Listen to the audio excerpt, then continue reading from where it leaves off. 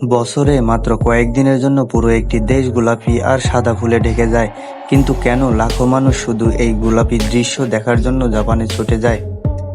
এটি শুধু একটি ফুল নয়, এটি জাপানের সংস্কৃতি, ইতিহাস এবং জীবনের ক্ষণস্থায়ী সৌন্দর্যের প্রতীক।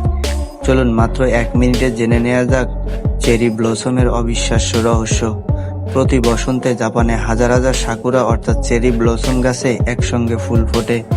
এই ফুলগুলো সাধারণত 1 থেকে 2 সপ্তাহ টিকে থাকে, তাই মানুষ পরিবার ও বন্ধুদের নিয়ে গাছের নিচে বসে হানামি নামে পরিচিত একটি বিশেষ ঐতিহ্য উদযাপন করে।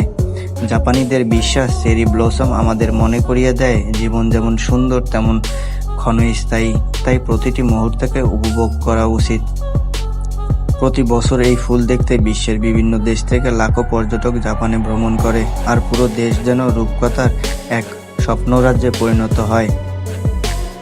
যদি আপনাকে জীবনে একবার এই গোলাপি স্বর্গে ঘুরে যাওয়ার সুযোগ দেয়া হয়, আপনি কি জাপানের চেরি ব্লসম দেখতে যাবেন? কমেন্টে জানান।